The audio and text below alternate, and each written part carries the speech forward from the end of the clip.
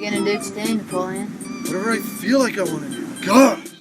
The origins of this story go back to 2002 when Jared Hess, a college student at Brigham Young University, made a short 9-minute black and white short film titled Paluca. The film starred his friend, John Heder, and was made for $500. The film stars John Heder as Seth Spadine, who is basically the same nerdy high schooler whom we love. He similarly pulls a wrestling action figure with a string and has a friend who shaves his head. Seth wins $10 with a lottery ticket and wants to buy a fanny pack. However, he has just enough money for the fanny pack or a wig for his friend. He decides to use the winnings to buy his friend the wig. The short film was shown at the 2003 Slam Dance Film Festival, where it was well received.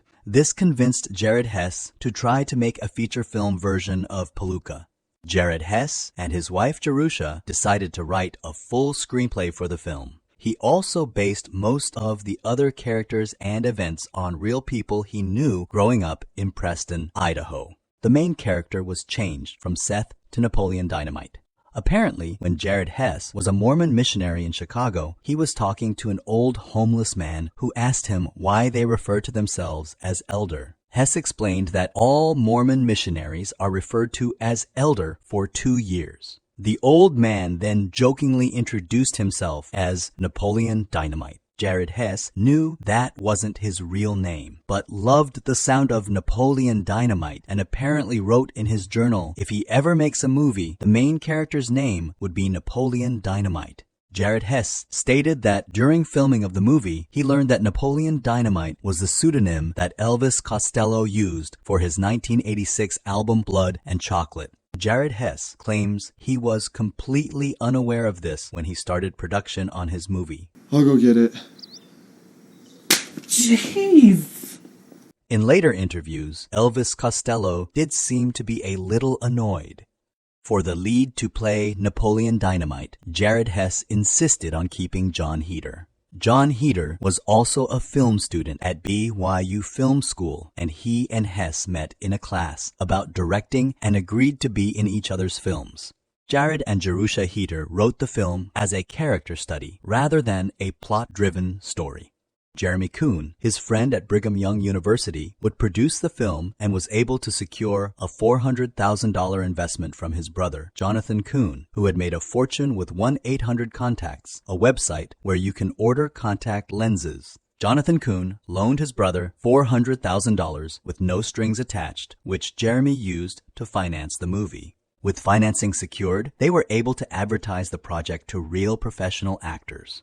The team contacted several actors such as Jason Lee and Brad Garrett for the role of Uncle Rico, but they all turned down the role. Actor John Gries read the script and stated that it made him laugh out loud and fell in love with the screenplay. John Gries was a well-known character actor in Hollywood and had played a Californian mobster in Get Shorty and Sean McDermott in the sitcom Martin. He has been in Monster Squad, Running Scared, and Real Genius, to name just a few of his films. However, today he is probably best known for playing Uncle Rico in this film. Relaxed. Thanks, Deb. John Gries' own manager asked him not to do it, but Gries had fallen in love with the script and agreed to do it. They were able to get a few more actual celebrities for this film. Tina Majorino, who played the child in Waterworld, was cast as Deb. Efren Ramirez, who was in Kazam and in several episodes of Boston Public and ER, was cast as Pedro Sanchez. The team was able to get character actor Diedrich to play Sensei Rex of Rex Kwon Do. Jared Hess convinced his classmate Aaron Ruell to play Napoleon's brother Kip. Aaron Ruell actually had braces installed on his teeth to give Kip a more nerdy look. What would this film be without Napoleon's iconic perm? John Heder first got the perm for the short Paluca and tried to replicate it professionally. However, the perm did not take and he needed another perm. Heder was so worried it would loosen that he did not wash his hair for over the month during the entire shoot of the film. Many locals from the town of Preston pitched in to help production of this film. Random friends of Jared Hess let cast and crew stay at their houses. Many locals also let the crew borrow props and sets for no charge if they had any that was needed. As the production reached the end of filming, the team began to run out of money. One of the supplies they began to run out of was film. Film is expensive, and so the director had to be very frugal and very careful with what they filmed. For example, the scene where Uncle Rico hits a bike-riding Napoleon with a stake. Originally, the stake was thrown by a production team member, but they kept missing Napoleon. Every time they missed, that's film wasted. John Gries used to play baseball and assured the director he could hit Napoleon in the face.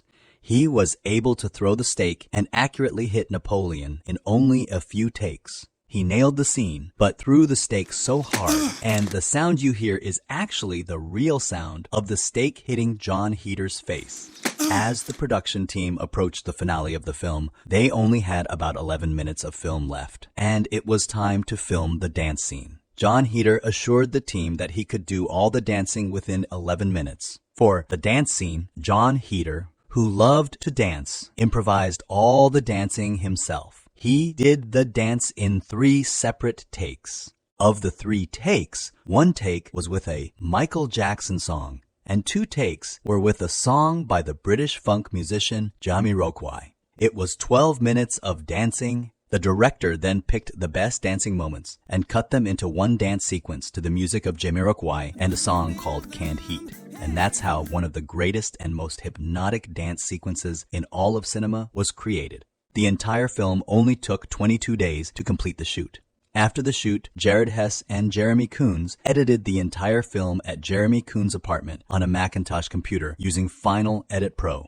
Napoleon Dynamite premiered at Sundance Film Festival. It was a huge hit. They received multiple offers, but went with Fox Searchlight Pictures. This was supposedly due to Foxlight having a good reputation for taking care of their filmmakers.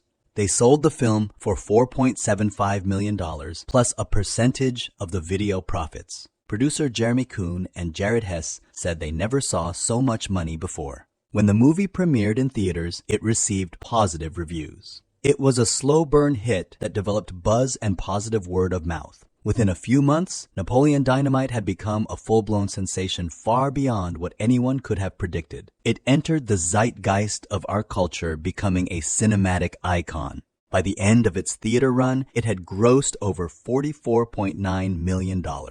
That was over 100 times the production budget of $400,000. In addition, the DVDs were extremely popular, with some figures estimating over $100 million in sales.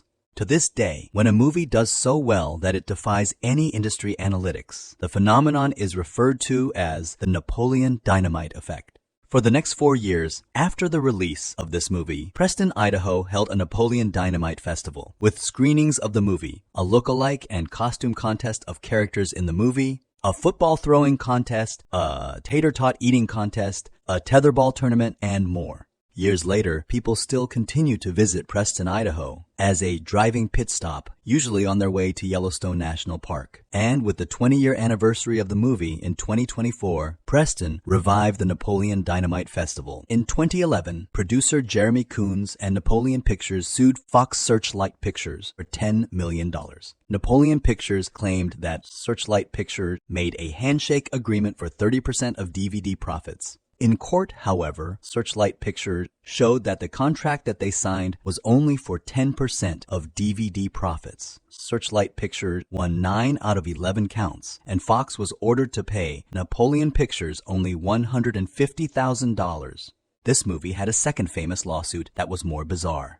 Bizarre lawsuit between Pedro actor Efren Ramirez and his twin brother Carlos. The conflict started because Efren asked his twin brother to pose as him in a public appearance when he was too busy to make it. Carlos did, it was successful, and they may have done this more than once.